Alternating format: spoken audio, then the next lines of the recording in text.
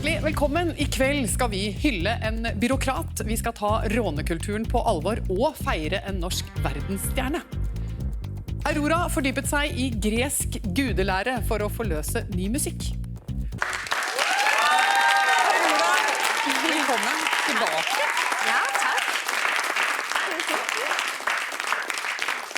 Det er altså sånn at vi skal si gratulerer, for du har laget nytt album med titel The Gods We Can Touch. Og du har rett og slett drevet et sånn selvstudium på gresk gudelære og gresk mytologi. Ja. Det er jo en svær gjeng av skikkelser med fantastiske navn som driver og agerer rundt i kosmos. Hvorfor liker du de greske gudene? Jeg er veldig fascinert av det menneskelige og det guddommelige. Og så er jeg veldig fascinert over at vi så ofte tenker på de to som to forskjellige ting. Og i gresk mytologi så føler jeg at de klarer å tenke litt at det er det samme. Og at det uperfekte kan være verdt noe. Ikke bare det perfekte. Ja. Så jeg har lest mye om religion og historie, for det synes jeg er veldig gøy. Og så er jeg spesielt fascinert av at vi begynte en eller annen tid for lenge siden, der vi tenkte at det vi tenkte var guder, fantes i jorden vår, sant? Og i trærne, og i vannet vi drakk, og i oss, og i solen. Alt var noe vi kunne røre med og ta på nesten. Og så med tiden så fjernet vi jo Gud fra alt her. Puttet han langt vekk opp i himmelen. At vi ikke kunne være nær og ta på lenger. Og det synes jeg er veldig fascinerende også, hvorfor vi bestemte oss for det på et eller annet punkt i historien vår. For tro har jo alltid vært et menneskeinstinkt og natur, og det er helt nydelig. Men jeg synes det er veldig fascinerende, hele den prosessen. Så jeg lagde et lite album for å prøve å skjønne det bedre, og hva det kanskje gjorde med oss. Men av alle de skikkelsene i den greske gudelæra, har du en du har fått ekstra fot for? En favoritt? En som står ut? Ja, min favorittgud slash gudinne er en som ikke er en gud eller gudinne. Han er bare en titan. Og han heter Prometheus. Han lagde oss av leire, og så stjal han ild fra gudene for å fullføre sitt verk. Og det er jo vi da. Og så tenker jeg mye på denne leiren vi på en måte... Ja, for han modellerte liksom leiren. Ja, han lagde oss, formet oss i leire. Stjal gudene sin ild for å gjøre oss komplett. Og så blir vi mennesker, sier de. Og så synes jeg det er fascinerende at vi... og tanken av å våge å la seg selv definere av gjørmen sin da, leiren, når vi inneholder ild og... Om du skjønner hva jeg mener. Ja, altså... vi burde gi den ilden vi har i oss mer verdi, og definere oss mye mer etter den, enn på en måte det ytre laget med leire da. Tenk den ilden som kan forandre liv og elske og skape. Ja. Altså, nå lytter Thomas Giertsen her. Jeg sitter og hører etter. Ja. Men hva tenker du altså, i dette bildet om at menneskene er gjørme, og så er det ilden som liksom er det indre eller sjela? Hvor ligger fokuset? Er du på gjørme eller på ild? Hva tenker du? Nei, altså jeg tenker jo at ilden er en fin ting å fokusere på, ja. Ja. Men... Veldig flott. Var det riktig svar, ja? Ja, det var riktig svar, ja. Riktig svar. Jo, men all den pustinga di da, tenker du at det... Hva er godt med det? Gjør pusting godt for gjørmelaget ytterst, eller for ilden inni? Ifølge boken for alt, både indre og ytre. Men enig. Er du enig? Ja. Når du da har holdt på å lese om greske guder og gresk mytologi, er det noen verdier der? Er det noen idealer, sånn utover det du har snakket om, som du også liksom setter høyt? Jeg har tenkt mye på frihet, og alle menneskene gjennom historien som har blitt frarøvet frihet i det å være den de er, og frihet til å snakke høyt, og si sin mening, og elske, og uttrykke seksualitet. Tenk hvor mye ting vi har skambelagt gjennom historien, som er helt naturlige, nydelige ting. Og så tenker jeg på alle de menneskene som har blitt frarøvet muligheten til å leve livet fullt ut, sant? I kjærligheten sin og alle disse nydelige tingene. Så jeg liker veldig godt, jeg resonerer veldig med at i gresk mytologi så har de en gud, eller gudinne, som feirer mange av de tingene som vi har skambelagt. Og det liker jeg veldig godt. Det er rett og slett noen fortellinger som er begeistret for skamløshet, da. Ja, det virker litt sånn. Og som feirer disse nydelige tingene. Det er ingenting feil med å være kvinne. Det var aldri noe feil om å være homoseksuell, om å være seksuell, om å nyte vin, om å nyte sin kropp, å være naken, eller å være transvestitt. Det var også helt greit. Altså, de hadde mye framgang som vi har mistet litt nesten på veien. For det virker jo som at fremgang er jo når flest mennesker har det bra. Og det virker jo som en veldig bra ting for å være fri i seg selv. Og ikke skamme seg. Og ikke skamme seg for... Selvfølgelig om på en måte jeg med en feil hadde drept alle i studio her, så hadde jeg jo skammet meg etterpå. Men for sånne andre ting... Det er bra du sier, ja. Men sånn for vanlige menneskelige, kroppslige ting, så synes jeg ikke vi burde skamme oss. Men klarer du å la være å skamme deg? Er du skamfri? Skamløs? Jeg er ganske skamfri. Jeg har alltid tenkt, eller jeg resonerer bare med det som gir mening i mitt hode. Og det har aldri gitt mening for meg å skamme meg for å være nysgjerrig, eller fri, eller være annerledes, eller være lat av og til, eller teit, eller ingenting. Hvis det er en del av den jeg er, å være og menneske, så er ikke det noe som er naturlig for meg å skamme meg over, om det gir mening. Det høres veldig deilig ut. Ja, det er veldig deilig. Jeg er veldig lite flau også. Men jeg tror jeg bare er født sånn. Hvordan er det, Gjertsen? Hvordan er det med deg å skamme? Jeg skammer meg mye. Gjør du det? Jo, men altså, jeg tenker at jeg er helt enig med deg at det er mange ting som det er fint at folk ikke skal skamme seg over, selvfølgelig, men det har jo også en sånn, hva skal vi si for noe, fin sosial korreksjon, skamfølelsen. Altså, det er jo en del ting som det er greit at jeg ikke slipper helt løs, at jeg skammer meg over og derfor regulerer. Jeg blir litt greiere å være sammen med for andre. Hvis jeg skammer meg litt. Men er ikke det hensyn og omsorg? Jo da, men den følelsen er skam ofte. Det er den som gjør det, men du kan gjerne, det høres flottere ut hvis du kaller det hensyn og omsorg. Da ser jeg bedre ut, men av og til er det også skam. Ja. Altså angsten for å føle på skam som gjør at du regulerer litt grann. Ja, jeg skammer meg, og av og til så går jeg, og så tenker jeg på sånn, herregud, sa jeg det, gjorde jeg det, så får jeg sånn, så får jeg sånn følelse i hele kroppen, at det rykker i hele kroppen av skam et øyeblikk. Og så fortrenger jeg det, og så legger jeg det bare bort. Ja. Så lager du TV av det noen år etterpå. Det kan skje. Ja. Nå tenkte jeg at dere skal få møte Marianne Karlsen. Hun er på vei inn her, hun er byråkrat, og så hadde hun en særdeles viktig rolle under klimatoppmøtet i Glasgow, fordi hun er rett og slett klimaforhandler. Du var også der under toppmøtet og spilte. Du snakker mye om at du er oppsatt av miljøsaken, men hva er det mest konkrete du gjør? Altså, en ting er jo å liksom ha et brennende hjerte, men gjør du noe konkret? Ja, mange ting. Men man må gjøre konkrete ting også. Det er ikke nok å bare bry seg. Men for eksempel, med platen nå, så pleier jeg å plante et tre i en sånn skog jeg holder på å lage i Sør-Amerika. Så planter vi ett tre for hver plate som folk kjøper. Og så får du også vist at fremgang blir kun gjort med alle enkeltindividene som gjør sin lille rolle. Så jeg synes det er så fin sånn samarbeid og sentiment i det. Og det er veldig gøy. Da lager vi en liten sånn Aurora-skog. En Aurora-skog. Hva slags tresort har du valgt deg, Aurora? Men jeg valgte den som bærer på mest fuktighet. For det er det som er det viktigste, å bringe tilbake fuktighet. Moist. Du lager en miljøskog. Nå skal Marianne straks få fortelle hva hun gjør, men først noen bilder fra klimatoppmøtet rett før jul. No more blah, blah, blah! No has been a failure. It's a failure.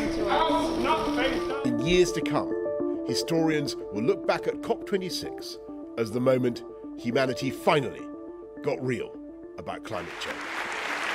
When the sea is rising around us all the time, climate mobility must come to the forefront.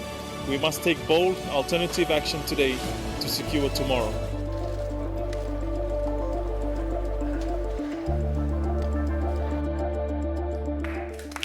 Velkommen hit, Marianne. Takk. Ja, her så vi altså noen av de siste bildene der var deg i Glasgow. Og du har altså da en jobb til vanlig, du jobber i Miljø- og klimadepartementet. Så er du også del i forhandlingsteamet til Norge på klimakonferansene. Men så har du altså fått dette høythengende vervet av FN ved å være rett og slett da leder for implementeringskomiteen til klimakonvensjonen. Stemmer. Ganske stilig. Det er jo en avansert oppgave, det forstår vi jo, men hvis du enkelt skal forklare det, hva er det som er oppgaven din når man samles, som man gjorde i Glasgow? Ja, jeg tror jeg skal gjøre det litt sånn hjemlige. Klimakonvensjonen er jo på en måte, de har sitt årlige møte. Og i Glasgow så var vi på det 26. årlige møtet. Og medlemmene, det er litt som et borettslag, hvor alle boenhetene er et medlem, nå land. Så alle land i verden, de eier på en måte en leilighet, du er med i borettslaget, og de har styremøte som et hvilket som helst borettslag hvert år. Og da er det min jobb å sørge for at vi har en agenda som alle kommer enes om, for det er de som bor i borettslaget som de bestemmer alt. Men jeg må legge frem en agenda, sørge for at møtepapirene kommer til dem, og at de har liksom et sted å være, at de vet hvor de skal sette seg, hvilke rom de skal være i, og hvordan vi organiserer møtet. Og det er min jobb å organisere møtet og sørge for at de kommer seg gjennom den arbeidsplanen og den dagsorden de har. Så dette er egentlig helt vanlig organisering av et, sånn som vi gjør i organisasjonsliv. Ja, og i borettslagene, et veldrevet borettslag, de har en Marianne, rett og slett. Det bør de ha. Ja. Og så starter jo da samtalene rundt bordene. Er du da tilbaketrukket og bare glad for at du har fasilitert dette her? Eller kan du også gå inn og si sånn, nå er dere veldig usaklige, så nå må dere to skjerpe dere. Altså, er du inne og sier sånn, nå er samtalen litt dårlig her, nå går dere på tomgang? Er du som streng sånn og blander deg? Veldig ofte så slipper jeg jo det. Da er det mange møter som foregår parallelt, men så hender det at de låser seg fast, at forhandlerne kanskje har sittet i 5 dager da, kanskje de siste dagene døgnet rundt, og så har de låst seg fast. De har surret seg rundt i noen paragrafer og noe tekst som de ikke kommer seg ut av. Og da må jeg gå inn, gjerne sånn i første omgang, og sier sånn, dere er kjempeflinke. Nå har dere jobbet så hardt. Og det har de virkelig. Men nå er dere i ferd med å få veldig, veldig liten tid. Så nå må dere begynne å konsentrere dere om de områdene hvor dere har enighet allerede. Så kanskje finne måter å løse de delene av tekstene dere ikke er enige om. Ok. En litt sånn vennlig oppfordring, men så hvis det begynner å bli veldig vanskelig, så kan jeg jo komme inn og si, folkens, nå må jeg, kanskje jeg skulle foreslå noe for dere, for eksempel. Ja, ok, så da kan du hive inn et kompromiss og si, vi havner på midten der. Men bruker du patos? Altså bruker du sånn, klodens fremtid, barnebarna dine kommer til å huske deg hvis du lykkes med dette, eller er du nøktern og sånn? Nei, pekefingre er jo veldig sjelden et godt virkemiddel for å få, fordi alle kommer jo der med et veldig sterkt ønske om å oppnå noe. For seg selv, sin familie, landet sitt, ikke sant? De har mange ting som de vil oppnå. Og ingen i dette borettslaget så teller alle like mye på en måte. Det er ingen som kan si at det du mener er mindre verdt enn noen andre. Så det å være pekefingermoralist inn i den gjengen der, det nytter ikke. Men det nytter å anerkjenne og vise at du har hørt på alle, og vise at alt det de sier betyr noe. Og så vil aldri alle få vilja si 100%, men alle må få litt. Så det er litt som når det er dugnad i borettslaget, og så må du si veldig fint at alle kom, men alle må også jobbe litt her. Ja, for Ja, eksempel. ikke sant? Jeg skjønner. Veldig. For det er jo noen som... Og kanskje noen var ikke der en gang forrige gang. Dere snek dere ut. Det er ikke greit. Nei, det sier jeg ikke, men jeg vil si for eksempel at du er utrolig flink til å rake, men du raker jo ikke der du skal. Nei. Og så er det ikke så viktig å rake akkurat der hvor du raker. For eksempel. Ja, nettopp. Jeg skjønner. Nei, det kan jeg ikke si. Det kan du ikke si. Nei, det kan være viktig for dem. Men altså, det her er jo da et fag, det å være forhandler sånn som du er. Og du har holdt på med det lenge. Men er det noen personlige egenskaper du har som gjør at du er spesielt egnet? Tenker du det? Det har jeg nok lært meg litt også. For det første så er jo Norge et land som ofte spørres om sånne type roller, fordi vi har høy internasjonal tillit. Vi er pålitelige. Når vi skriver under noe, så gjør vi faktisk som fortalt. Og så er jeg så heldig at jeg har jobbet i mange år med et kjempekompetent forhandlingsteam i Norge, som består av folk som er faglig utrolig dyktige. Vi har en tradisjon for å finne kompromisser, for å være en som prøver å foreslå og pushe ting fremover. Og rent sånn personlig så er jeg nok jeg liker utholdenhetsidrett da. Jeg liker å gå langt på ski, liksom. Ok, hvor langt liker du å gå på ski? Så langt som mulig. Ok. Og det sansen for lang skitur hjelper i klimaforhandlinger? Det hjelper veldig. Du må ha litt stamina, rett og slett. Du må kunne holde ut.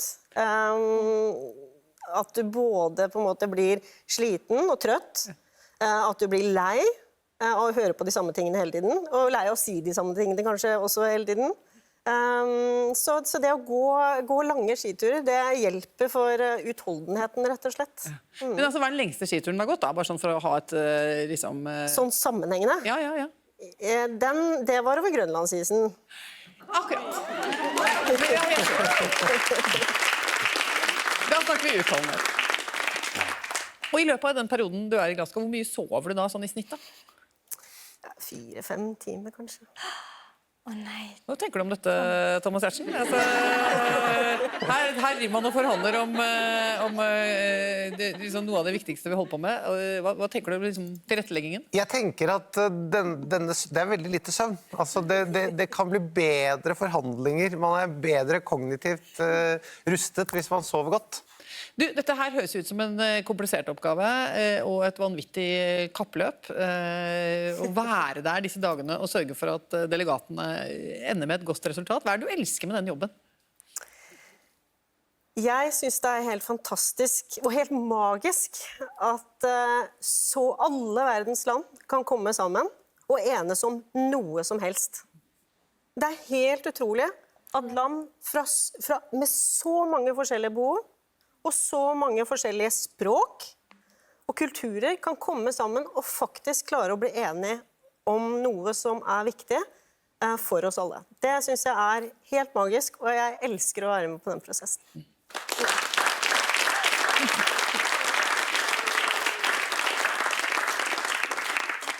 Det ble jo da en avtale i Glasgow, men så ser vi jo nå rundt oss at det er ekstremvær, det er naturkatastrofer. Det er mange påminnelser om at nå haster det med å gjøre noen radikale endringer for å sørge for at denne planeten fortsetter å leve. Hvordan kjenner du på klimaangsten, Aurora? Jeg kjenner masse på det. Men, jeg kjenner mye på sorg for de som allerede er blitt veldig påvirket av, eller de vi allerede ikke har klart å redde, som allerede det er for sent for. Det er helt sånn uakseptabelt. Så vi må jo bare komme til enighet og fikse det. Men jeg har mye håp da. Det har jeg. Så jeg er lei. Jeg synes det er trist. Men jeg synes også det er inspirerende, for vi får til veldig mye når vi slår oss sammen.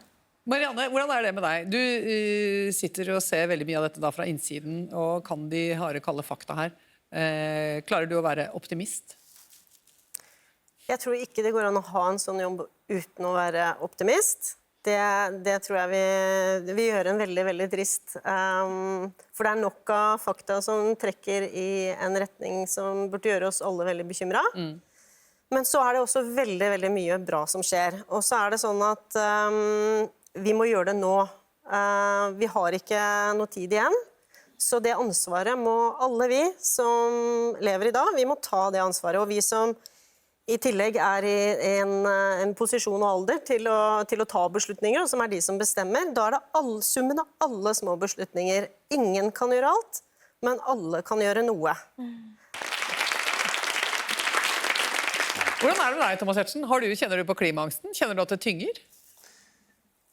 Ja, selvfølgelig gjør jeg det. Men jeg har jo også en sånn optimisme sånn, når jeg hører om den type arbeid. Og altså, hva skal jeg si for det? Jeg blir litt optimistisk dels av vitenskapen, dels av voksne, ansvarlige mennesker som lager gode, systematiske, overordnede løsninger som vi andre kan følge.